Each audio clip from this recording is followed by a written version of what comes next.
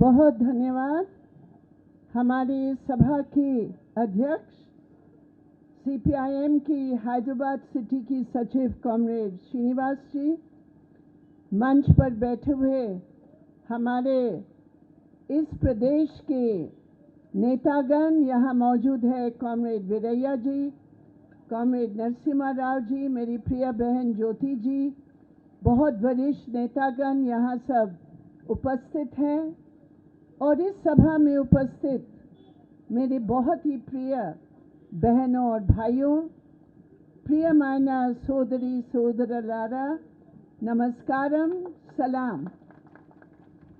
ఈరోజు మీ మధ్య అందడం నాకు సంతోషం, చాలా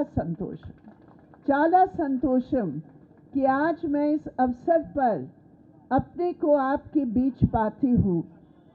जब मैंने हमारी नायिका, हमारी हीरोइन, हमारी वीरांगना आयलम्मा का फोटो का मैंने माला पहनाया तो हमारे दिल में, हमारे हृदय में एक ऐसी गर्व उठा.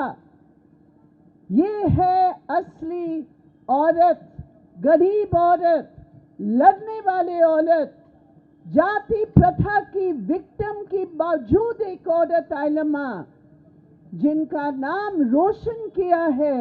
उनकी कुर्बानी ने, उनकी संघर्ष ने, उनकी कुर्बानी ने, उनकी हिम्मत ने, और इसलिए हम आज आयलम्मा को प्रणाम करती हूँ, सलाम करती हूँ और उनको गर्व के साथ याद करती हूँ. आज एक ऐसे दिन है जहां सीपीआईएम की लीडरशिप में अगले 10 दिन पूरे तेलंगाना में तेलंगाना की वीरों का सामंती विरोधी, राजशाही विरोधी उस संघर्ष की याद करने के लिए, उससे सबक लेने के लिए, उस इतिहास को हमारे नौजवानों के बीच जिंदा करने के लिए 10 दिन लगातार हमारा ये यात्रा चलेगा. और आखिर में 17 या 20 सितंबर को हम लोग इसको लास्ट में एक बड़ी सभा से हम लोग करेंगे. मेरे प्रिय साथियों, आज के इस अवसर पर तेलंगाना की शहीदों को, तेलंगाना की उन वीर नेताओं को हम लोग आज याद करते हैं, सलाम करते हैं. आज पी सुंदरैया को हम याद करते हैं, जिनकी नेतृत्व में ये आंध्र महासभा के पूरा फैलाव होकर हमने वो संघर्ष किया. मेरे प्रिय साथियों, आज उस सच्चाई को, उस इतिहास की सत्य को हमें आज याद करने की जरूरत है. क्यों? क्योंकि आज जो लोग, वो शक्ति जो कभी भी हमारे देश की स्वतंत्रता, आजादी के आंदोलन में जिसका कोई हिस्सा कभी नहीं था, जिन्होंने ब्रिटिश के सामने हमेशा घुटना टेका है, वो आरएसएस, वो संघ परिवार आज खड़े होकर कहते हैं तेलंगाना का संघर्ष में हम उस लिबरेशन डे को अपनाएंगे. वो लिबरेशन का जो असली लिबरेशन हिंदुस्तान ने साम्राज्यवाद के खिलाफ लड़के हम लिए, वो असली लिबरेशन जो इस देश की गरीबों ने सामंतशाही के खिलाफ लड़के संघर्ष किया, उस असली लिबरेशन नहीं, सांप्रदायिक रंग देकर इतिहास को तोड़ मरोड़ करने का आज उनका पूरा प्रयास है। इसलिए साथियों, हम कहते हैं ये आरएसएस बीजेपी, ये कौन है, ये क्या उनकी नीति है? अबदम अबदम महाअबदम, झूठ झूठ और महाझूठ। अगर आरएसएस को किसी को समझना है तो उसी शब्द के अंदर समझ लो, अबदम अबदम महाअबदम। हम हैरान हैं। कल जो है G20 का दिल्ली में दिल्ली डिक्लेरेशन हो गया। बड़ी अच्छी बात है। मेरी बात समझ में आ रही है क्या? हिंदी का ट्रांसलेशन नहीं। तो दिल्ली डिक्लेरेशन हुआ। वो दिल्ली डिक्लेरेशन में एक बहुत अहम बात रखी गई है। वो बात क्या है? वो बात है कि दुनिया में जो यूनाइटेड नेशंस ने एक प्रस्ताव पारित किया नफरत की भाषण के खिलाफ, हेट स्पीच के खिलाफ, धर्म के नाम पर हिंसा के खिलाफ, धर्म का दुरुपयोग करके नफरत फैलाने के खिलाफ जो यूनाइटेड नेशंस का प्रस्ताव था, वो कल दिल्ली डिक्लेरेशन में हमारे भारत की प्रेसिडेंसी के रूप में वो भी शब्द जोड़ा गया। हमारी प्रेसिडेंसी है। हम उस प्रेसिडेंसी में दिल्ली डिक्लेरेशन में हम लिख रहे हैं कि G20 का तमाम दुनिया में हम कहते हैं नो हेट स्पीच, नो नफरत का भाषण, नो धर्म के खिलाफ, दूसरी धर्म के खिलाफ नफरत। लेकिन जो प्रेसिडेंट बने G20 के एक साल, अपने देश के अंदर इतिहास को तोड़ मरोड़ करके ये नफरत फैला रहे हैं। इसलिए अबदम के साथ बीजेपी आरएसएस का चेहरा ये दोहरी चेहरा है। कहते कुछ, करते कुछ। डिक्लेरेशन में बोलेंगे नो हेट स्पीच, और रोज तेलंगाना के अंदर इतिहास को तोड़ मरोड़ करके जो संघर्ष मुस्लिम हिंदू यूनिटी के आधार पर संघर्ष था, उस संघर्ष को तोड़ने के लिए बीजेपी नफरत फैला रही है। इसलिए इस मंच से सीपीएम कहती है नफरत बंद करो, झूठ बंद करो, इतिहास का तोड़ मरोड़ करना बंद करो। ये आज हम ये कहते हैं। हम बीजेपी और अमित शाह मोदी जी से चुनौती के साथ कहते, बोलो ऐलामा किसके खिलाफ लड़ी थी? आज ऐलामा के नाम पर सबकी जबान पर है, किसके खिलाफ लड़ी थी? ऐलामा का जो संघर्ष था जमीन के लिए, बेगार के खिलाफ, व्यक्ति के खिलाफ, इज्जत के लिए, जाति प्रथा के खिलाफ, उसका संघर्ष वो देशमुख राज के खिलाफ था। वो देशमुख राज जो निजाम के साथ मिलकर, दोनों मिलकर, एक साथ मिलकर हिंदू मुसलमानों, मजदूर, किसानों का लूट किया।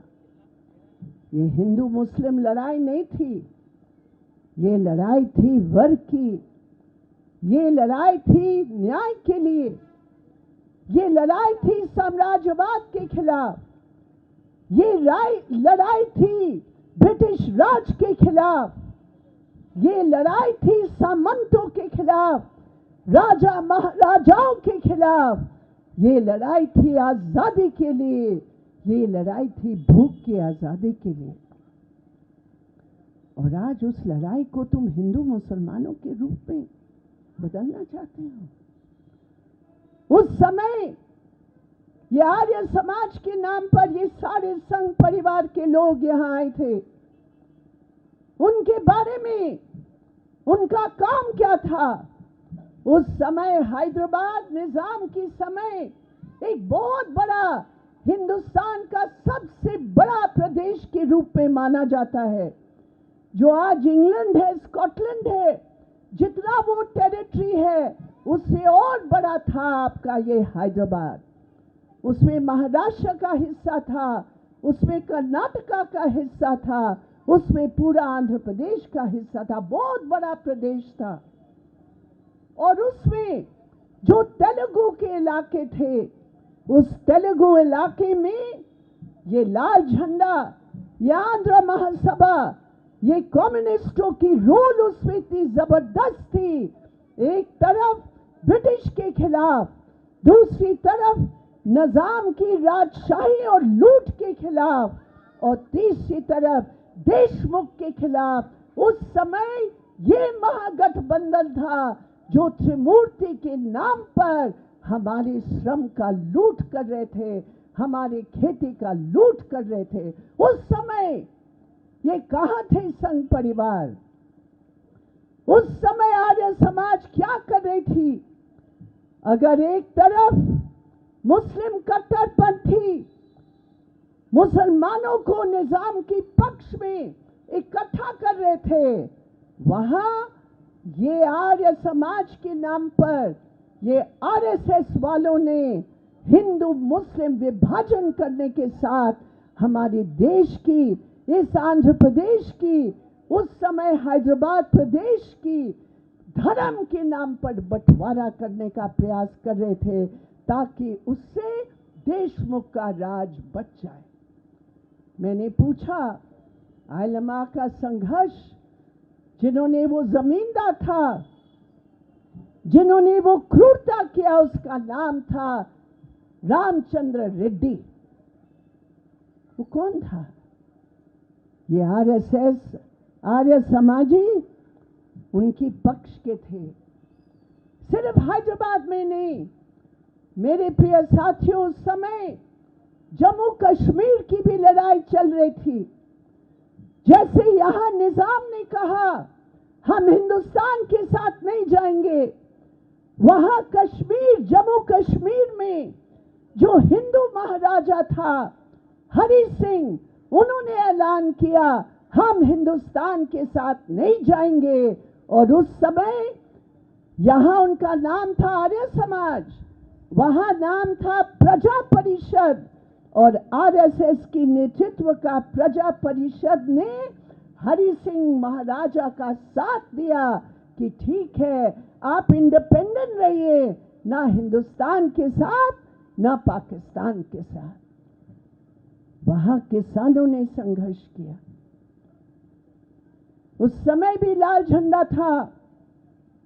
उस समय नेशनल कॉन्फ्रेंस शेख अब्दुल्ला के नेतृत्व में संघर्ष करके जो किसान थे, बहुमत थे मुसलमान, उन्होंने झंडा फहराकर कहा जमीन हमारा, राज तुम्हारा नहीं चलेगा, जमीन हमारा और देश हमारा, हिंदुस्तान रहेगा, भारत रहेगा, हम पाकिस्तान के साथ नहीं जाएंगे। उस समय भी हिंदू मुसलमान नहीं थे। उस समय हिंदू के नाम ये प्रजा परिषद ने आरएसएस की लीडरशिप में राजा महाराजाओं का राज दिया। और वहां भी किसानों की संघर्ष ने हिंदुस्तान की सरकार का हस्तक्षेप को बल दिया। जब पाकिस्तान से रेडर आए, किसान लड़े उसके खिलाफ, और हिंदुस्तान की सरकार की हस्तक्षेप से कश्मीर और जम्मू और कश्मीर हिंदुस्तान के साथ आया, एक मुसलमान बहुल्य प्रदेश हिंदुस्तान के साथ आया। तो ये आरएसएस की जो दृष्टि है, ये बीजेपी की जो दृष्टि है, डिक्लेरेशन में कहते हैं नो हेट स्पीच, लेकिन हिंदुस्तान की हर कोने में इतिहास को तोड़कर वो रोज हेट स्पीच देकर लोगों की दिलों में एक विभाजन पैदा करते हैं। मेरे प्रिय साथियों, मैं अभी मणिपुर गई। मैं 3 दिन मणिपुर रहकर आई हूं। मणिपुर में डबल इंजन सरकार है।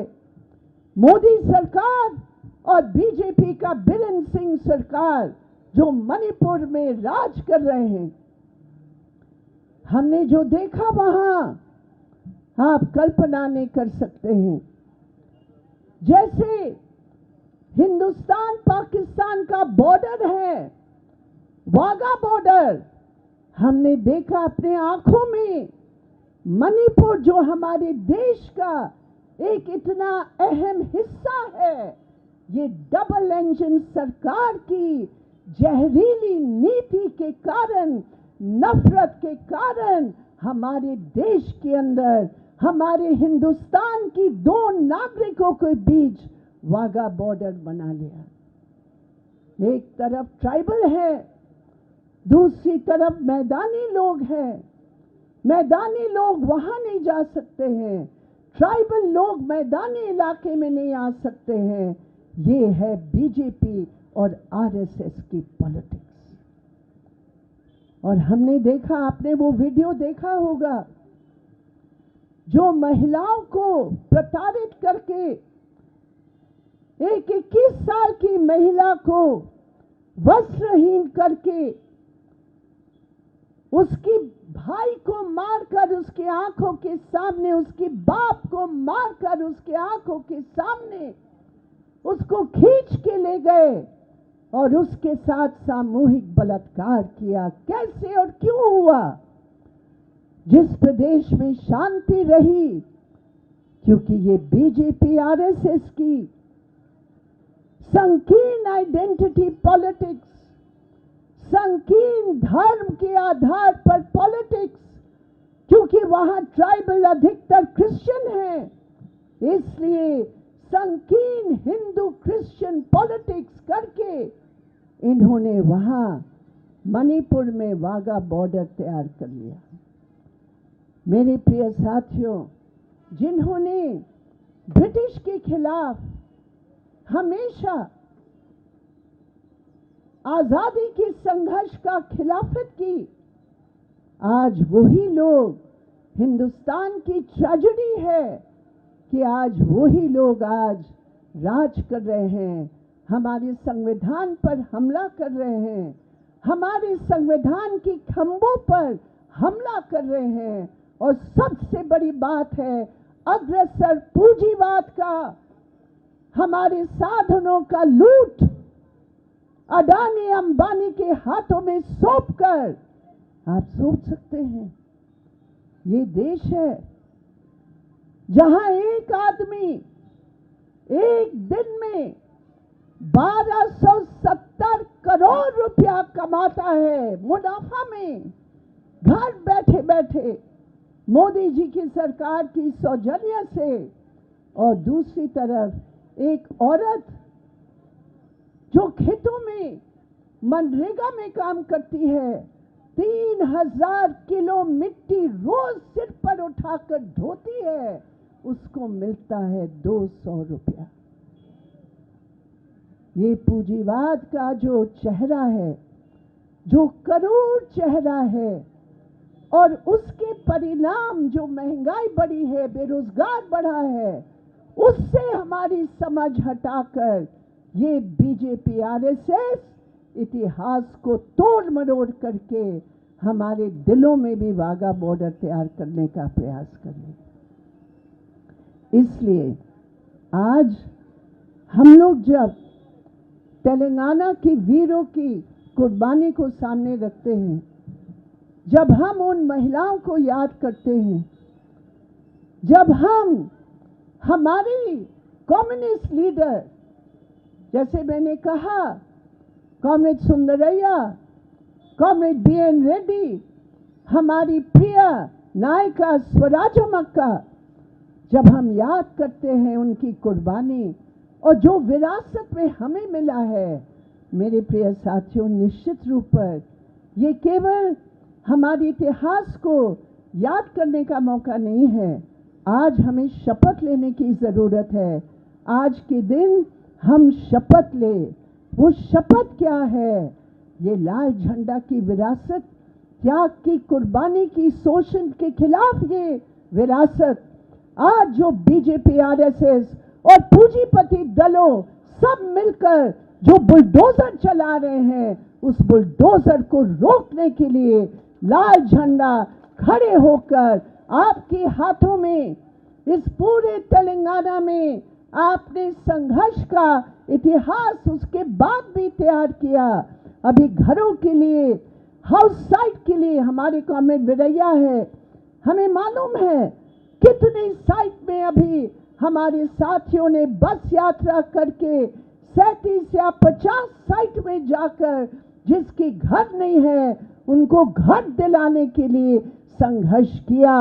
और आज मुझे पता चला कि 2 साइटों पर ये करूर सरकार, जो प्रदेश की BRS सरकार है, उन्होंने हमारे बहनों को, हमारे भाइयों को उस इलाके से हटाकर उस जमीन को कब्जा करके बड़े बिल्डर को देने का तैयार कर रहे हैं। हमें खड़ा होना है उस बुलडोजर के खिलाफ, हमें लड़ना है उस बुलडोजर के खिलाफ।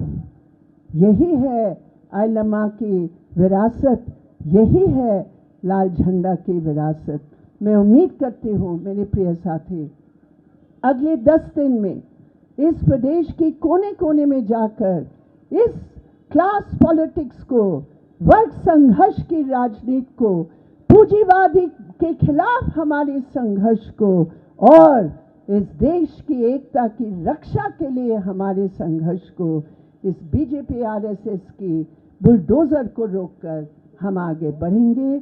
मेरी प्रिय बहनों, आप लोग यहाँ, मुझे पता है ना, बहनों को सारा कुछ काम इस पुरुष प्रधान समाज में करना पड़ता है, सुबह से रात तक 1 मिनट फुर्सत नहीं है, लेकिन आप लोग यहाँ इतनी संख्या में आए, आपको मैं विशेष सलाम और धन्यवाद देती हूँ। इनकलाब जिंदाबाद, आइलमा जिंदाबाद, तेलंगाना की हथियारबंद संघर्ष जिंदाबाद।